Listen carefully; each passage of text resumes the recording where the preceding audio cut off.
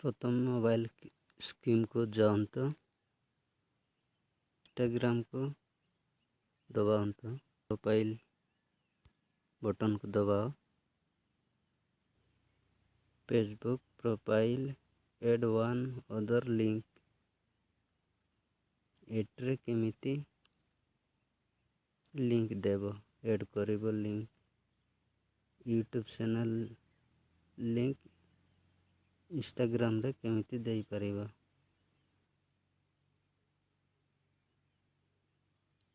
Back करंतु प्रथम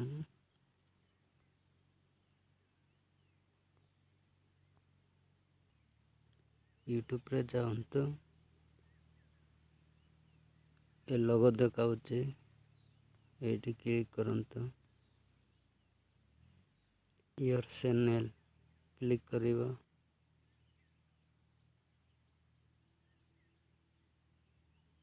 your channel आसीगला eighty copy केमिति करिबा।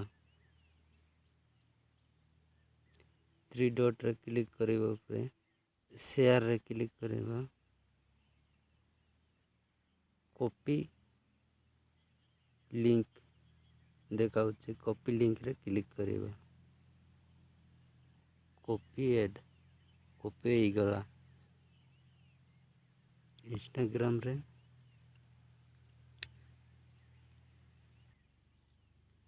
केमिति ऐड करिबे एटी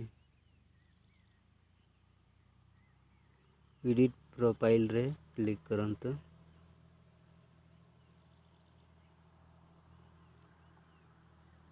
एटी तले देखाउची links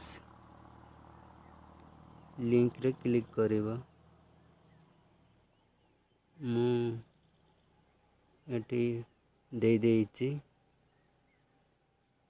YouTube link add external link रे क्लिक करिबा। एटी क्लिक करिबा यूआरएल रे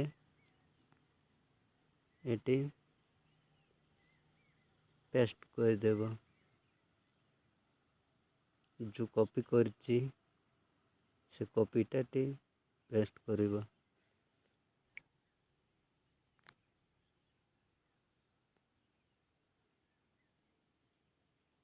यही गला टिक चिन्ह रे क्लिक कर देबा। एटी जाले कुतिले यूट्यूब चैनल रो एटी ना भी लिखि देबा।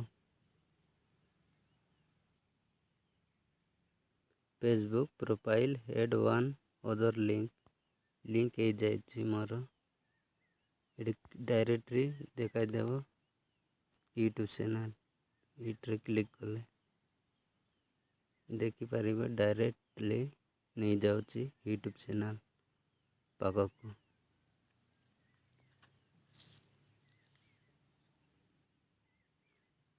आसीगला मोर यूट्यूब चैनल एट्रे सब वीडियो जाक देखि परिबे सब वीडियो आसी जाउछि।